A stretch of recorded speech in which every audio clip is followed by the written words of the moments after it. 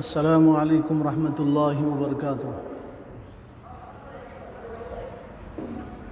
الحمد للہ وحدہ والصلاة والسلام علی من لا نبی بعدہ، فاعوذ باللہ من الشیطان الرجیم، بسم اللہ الرحمن الرحیم۔ استغفروا ربکم انہ کان غفارا یرسل السماء علیکم مدرارا وَيُمْدِدْكُمْ بِأَمْوَالٍ وَبَنِينَ وَيَجْعَلْ لَكُمْ جَنَّاتٍ وَيَجْعَلْ لَكُمْ أَنْهَارًا۔ وقال النبي صلى الله عليه وسلم: من قال استغفر الله لا إله إلا هو الحي القيوم غفر له وقد كان فر من الزحف، أو كما قال عليه الصلاة والسلام۔ اللہ تعالیٰ نے جمعہ کی ان مبارک گھڑیوں میں اپنے پاک بارگاہ میں آنے کی توفیق عطا فرمائی۔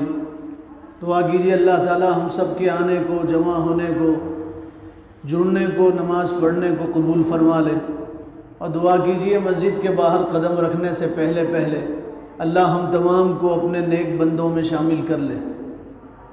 اس وقت امت بہت سارے مسائل سے دوچار ہے اور حالات میں گرفتار ہے۔ اس وقت امت مسلمہ پریشانیوں سے گزر رہی ہے اور حالات کا شکار ہے۔ کوئی دن ایسا نہیں جاتا جس دن کوئی مصیبت، کوئی پریشانی امت پہ نہیں آتی۔ پچھلے 2 سال سے لوگ کاروبار سے پریشان تھے، بیماریوں میں پریشان تھے۔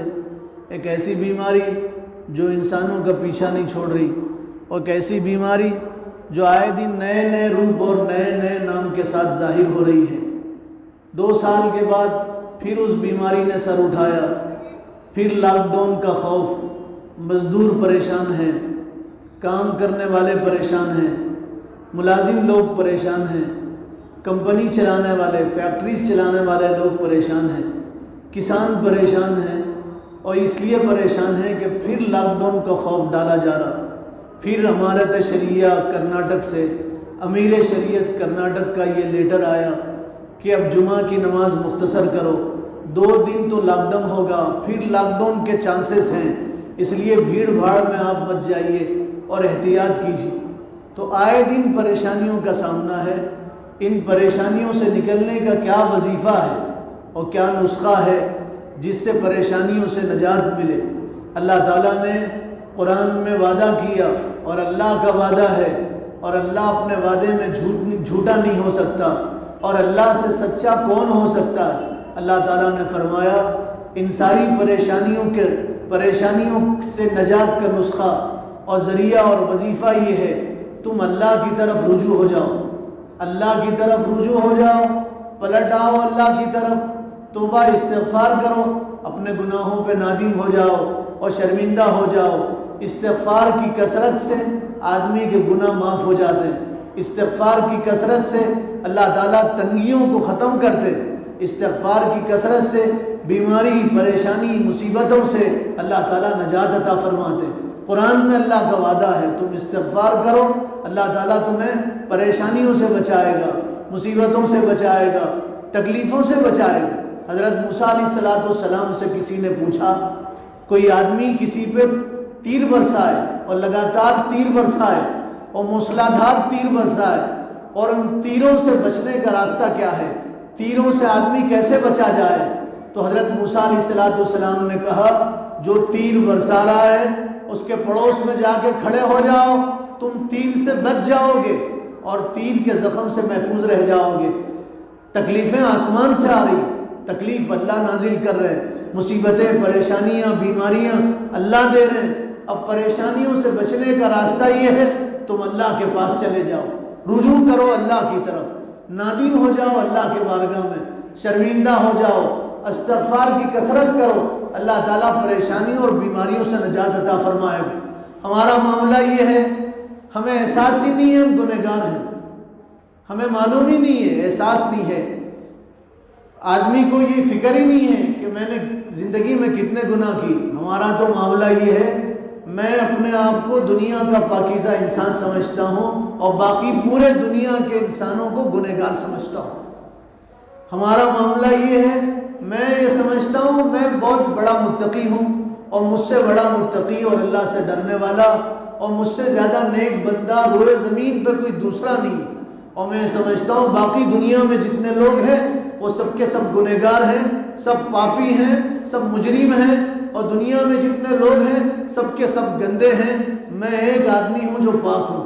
یہ ہمارا المیہ ہے، اور یہ بہت بڑی بیماری ہے۔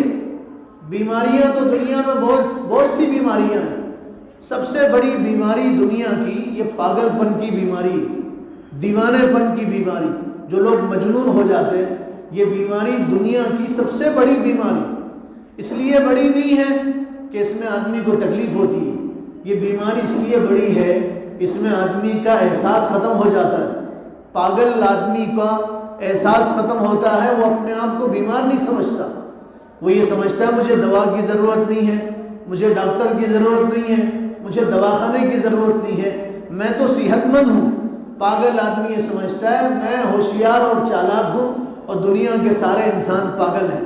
پاگل آدمی کا احساس ختم ہو جاتا ہے، پاگل آدمی کا احساس ختم ہو جاتا ہے۔ اسی طرح ایک روحانی پاگل پن ہے، روحانی پاگل پن، اور روحانی پاگل پن یہ ہے آدمی اپنے آپ کو نیک سمجھے اور اچھا سمجھے، یہ روحانی پاگل پن ہے، یہ دینی پاگل پن ہے جس میں آدمی اللہ کے فضل سے محروم ہو جاتا ہے، اور پھر آدمی کو اللہ کا قرب نہیں ملتا، اور وہ اللہ کے نزدیک اللہ کا قرب اور نزدیکی حاصل نہیں کر سکتا۔ اس کے لیے استغفار ہے، قرآن میں ہے تم استغفار کرو، اللہ دنیاوی پریشانیوں سے بھی نجات دے گا اور اخروی پریشانیوں سے بھی اللہ تعالیٰ تمہیں نجات عطا فرمائے۔ حضرت حسن بصری رحمۃ اللہ علیہ تشریف فرما تھے۔ حضرت حسن بصری بڑے بزرگ گزرے ہیں، تابعی گزرے ہیں، حضرت حسن بصری رحمۃ اللہ علیہ۔ حضرت حسن بصری تشریف فرما تھے اپنے محبین کے ساتھ اور مریدین کے ساتھ اور اپنے شاگردوں کے ساتھ، چاہنے والوں کے ساتھ۔ ایک آدمی آیا اور اس نے آ کے کہا میں بہت بڑا گنہگار ہوں، آپ دعا کیجیے اللہ تعالیٰ میرے گناہ کو معاف کرے۔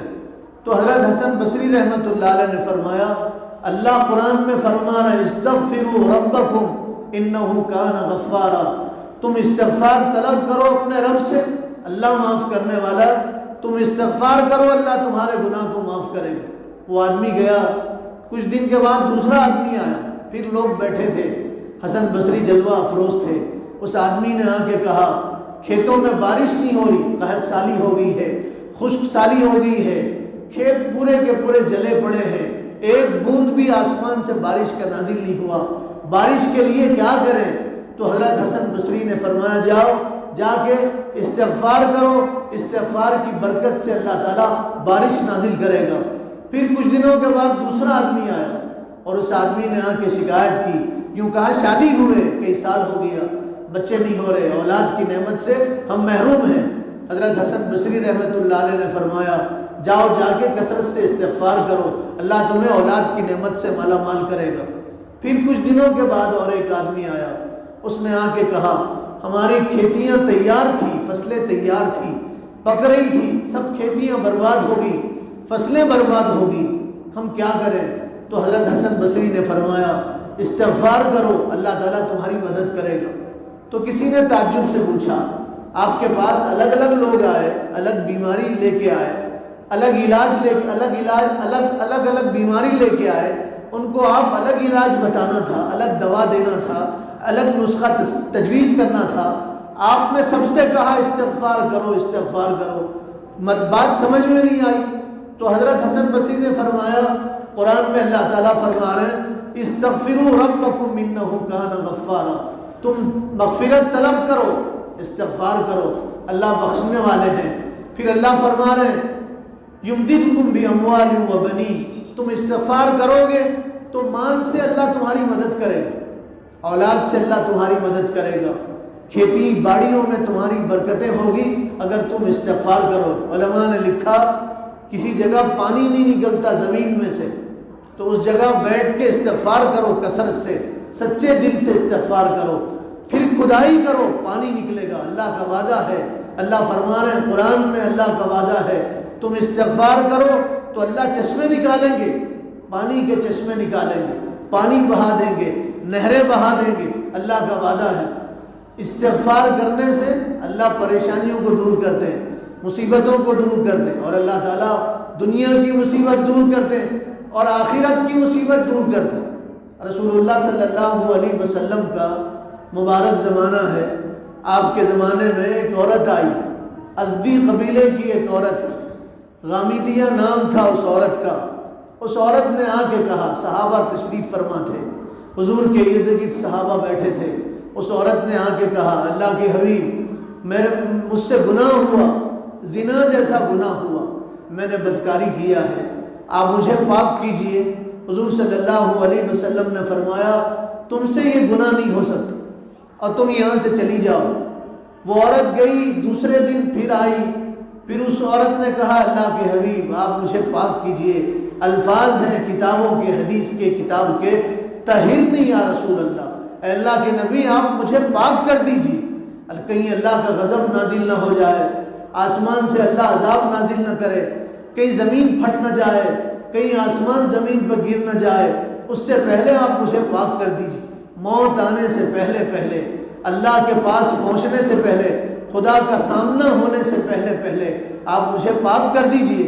حضور نے کہا، تم سے یہ گناہ نہیں ہو سکتا، تم نے یہ گناہ نہیں کیا ہوگا، تم چلی جاؤ۔ تیسرے دن پھر وہ عورت آئی، اس عورت نے کہا، طہرنی یا رسول اللہ، اے اللہ کے نبی اب تو مجھے پاک کر دیجئے، میں اپنے جرم کا اعتراف کر رہی ہوں اور میں اقرار کر رہی ہوں اور میں آج تیسرے دن آئی ہوں، اے اللہ کے نبی یہ زمین وسعت کے باوجود تنگ ہو گئی ہے، زمین تنگ ہو گئی ہے، کھانے میں مزہ نہیں آ رہا، نیند نہیں آ رہی ہے، آپ مجھے پاک کر دیجئے، میں آخرت کا عذاب برداشت نہیں کر سکتی، آپ مجھے دنیا کا عذاب دے کے رفع دفع کر دیجئے، میں جہنم کا عذاب برداشت نہیں کر سکتی۔ حضور نے ارشاد فرمایا، تم نے یہ گناہ نہیں کیا ہوگا، تم یہاں سے چلی جاؤ۔ تیسرے دن حضور نے پھر غامدیہ نامی ان عورت کو اور صحابیہ کو بھگا دیا اور کہا تم یہاں سے چلی جاؤ۔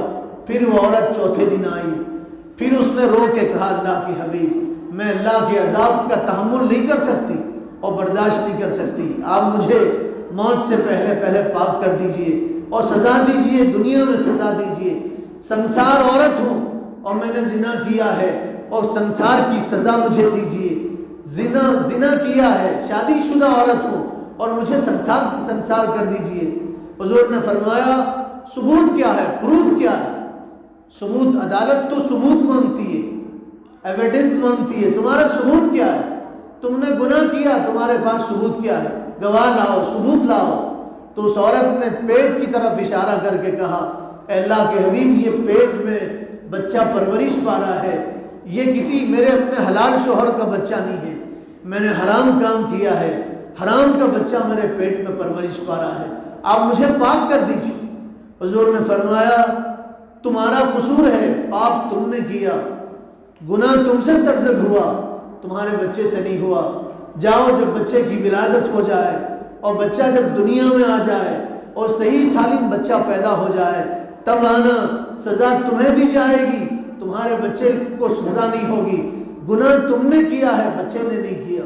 وہ عورت گئی، انتظار کرنے لگی، پھر جب ولادت ہوئی اور بچہ دنیا میں آیا، وہ عورت بچے کو اٹھا کے لائی اور آ کے کہنے لگی، اللہ کے حبیب اب تو مجھے پاک کیجیے، اب تو یہ بچے کی ولادت ہوگی، اب تو بچہ دنیا میں آ گیا ہے، اب مجھے سنسار کر دیجئے، سزا دے دیجئے۔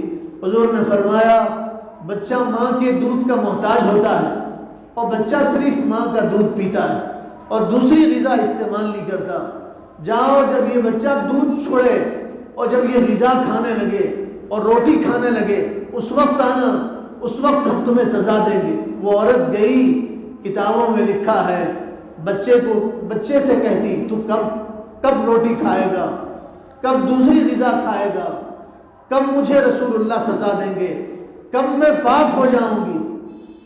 جب وہ بچہ روٹی کھانے لگا تو وہ عورت روٹی پکڑا کے حضور کے پاس بچے کو لے کے آئی، روٹی کا ٹکڑا بچے کے ہاتھ میں تھا اور وہ عورت بچے کو لے کے حضور کے پاس آئی، کہنے لگی، اللہ کے حبیب اب تو پاک کیجیے۔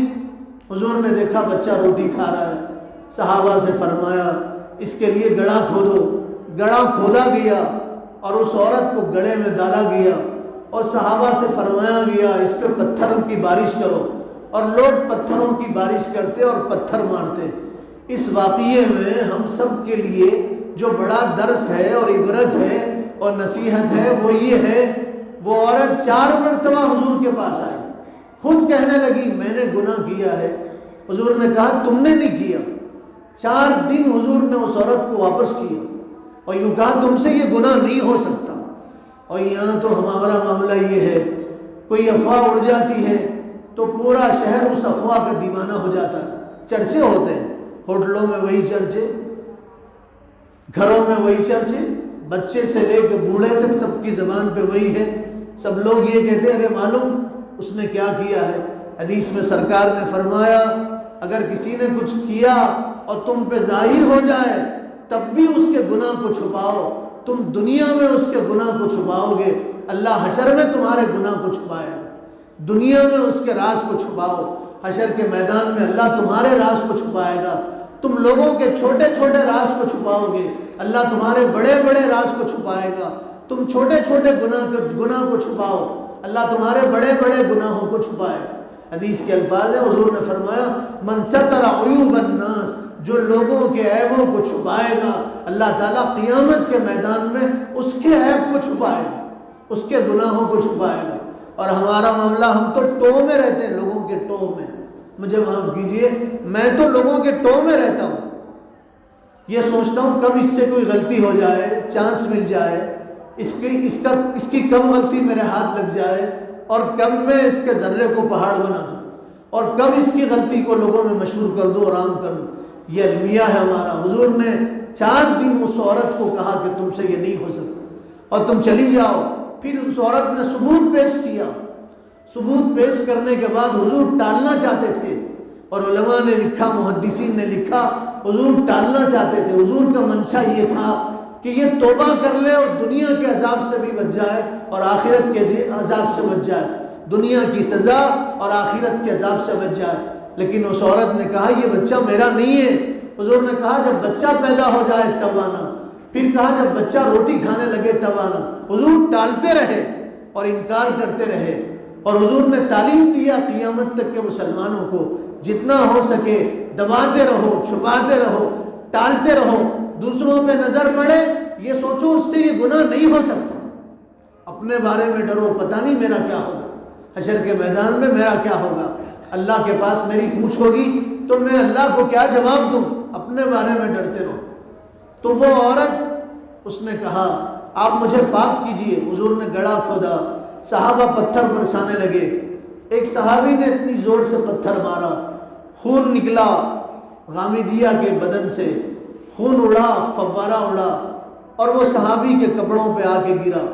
تو صحابی نے بے ساختہ کہا گناہ بھی کرتی ہے اور تیرے خون سے ہمارے کپڑے بھی آلودہ ہوتے ہیں اور تیرا خون اڑ کے ہمارے کپڑوں پہ گرتا ہے۔ حضور نے سنا ان صحابی کی بات کو، قریب آ کے کہا تم نے کیا کہا؟ تو کہا اللہ کے حبیب اس نے گناہ بھی کیا اور اس کا خون اڑ کے ہمارے کپڑوں پہ بھی آتا ہے۔ حضور نے فرمایا سنو، اس غامدیہ نے ایسی توبہ کیا ہے، اگر اس کی توبہ حجاز کے لوگوں پہ تقسیم ہو، یہ نہیں کہا صرف مسلمانوں پہ تقسیم ہو، یہ نہیں کہا صرف عرب پہ تقسیم ہو، یہ نہیں کہا صرف مدینے والوں پہ تقسیم ہو، یہ نہیں کہا نمازیوں پہ تقسیم ہو، یہ نہیں کہا حاجیوں پہ تقسیم ہو، یہ کہا اس کی توبہ اگر پورے حجاز والوں پہ تقسیم ہو، اس میں دیہاتی آ گئے، اس میں شہری آ گئے، اس میں پڑھے لکھے آ گئے، اس میں ان پڑھ آ گئے، اس میں مسلمان آ گئے، اس میں کافر آ گئے۔ حضور نے فرمایا پورے حجاز والوں پہ اس کی توبہ تقسیم کر دی جائے تو اس کی توبہ کی برکت سے پورے حجاز والوں کی مغفرت ہو جائے، حجاز کے پورے لوگوں کی مغفرت ہو جائے۔ اس نے ایسی سچی پکی توبہ کیا۔ اس میں اور ایک سبق ہمارے لیے یہ ہے، ہم جس کو کہیں گے گنہگار ہے، اس نے گناہ کیا، پتہ نہیں اس نے ایسی توبہ کی ہوگی، اس کی توبہ کی وجہ سے اس کا درجہ بڑھ گیا ہوگا اور ہم اس کی غیبت کی وجہ سے ہمارے درجے کم ہو گئے ہوں۔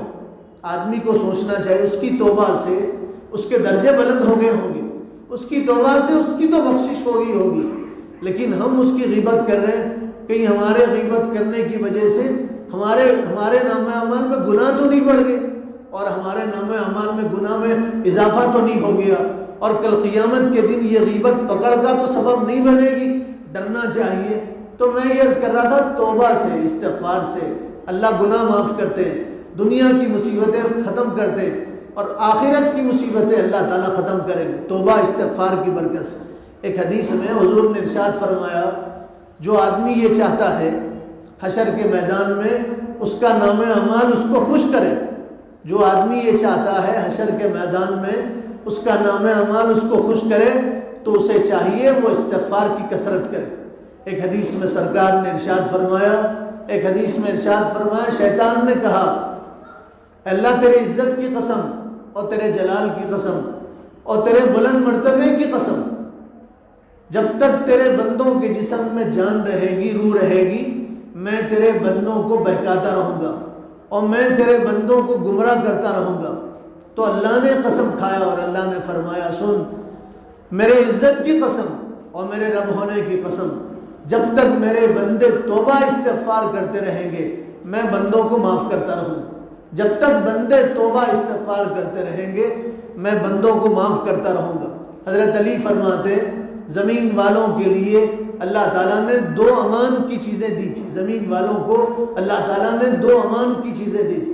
ایک حضور کی ذات تھی، قرآن میں ہے، جب تک حضور زمین پہ تھے، دنیا میں تھے، انسانوں میں تھے، جب تک حضور مدینہ میں بقید حیات تھے، اللہ قرآن میں فرما رہے لوگوں کو اللہ عذاب نہیں دیں گے جب تک آپ لوگوں میں رہیں، آپ جب تک لوگوں میں رہیں گے اللہ تعالیٰ انسانوں کو، لوگوں کو عذاب نہیں دیں گے، آپ کی امت کو عذاب نہیں دیں گے۔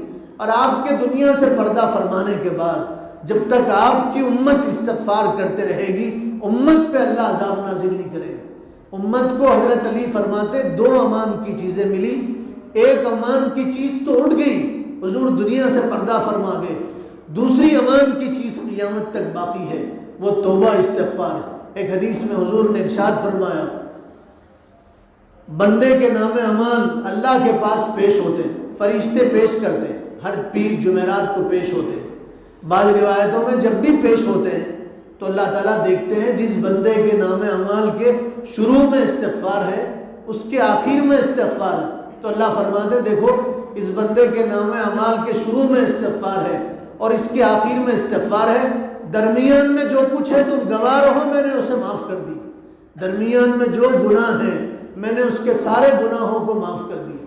حضرت شیخ عبد القادر جیلانی رحمۃ اللہ علیہ فرماتے تھے اپنے مریدین منتسبین میں، پیران پیر فرماتے تھے شیخ عبد القادر جیلانی، کوئی بندہ استغفار کرے، کثرت سے استغفار کرے اور یہ کہے میں پریشان ہوں تو اس سے بڑا جھوٹا زمین پر کوئی دوسرا آدمی نہیں۔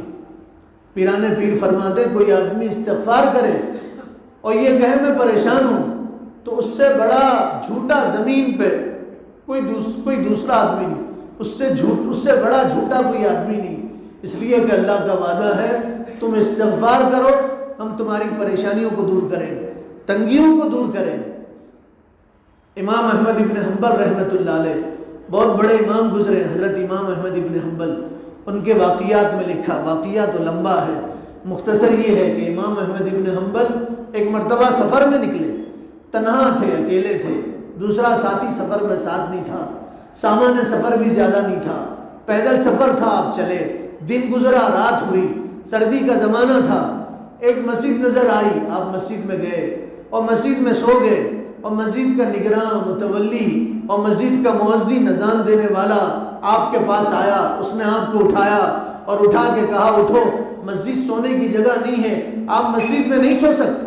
وہ امام احمد ابن حنبل کو نہیں پہچانتا تھا، اس نے اٹھایا، امام صاحب اٹھے اور اس سے یہ نہیں کہا میں امام احمد ابن حنبل ہوں، وقت کا بڑا عالم ہوں، فقیہ ہوں، اپنی بزرگی اور بڑائیت کو نہیں پیش کیا، کھڑے ہوئے مسجد کے باہر گئے، چبوترے پہ سو گئے، سخت سردی لگ رہی تھی، امام احمد ابن حنبل کانپ رہے تھے، پھر وہ آدمی آیا، اس نے کہا اٹھو تم مسجد کے چبوترے میں بھی نہیں سو سکتے، یہاں سے کھڑے ہو جاؤ، چلے جاؤ، مسجد کا چبوترا سونے کی جگہ نہیں ہے۔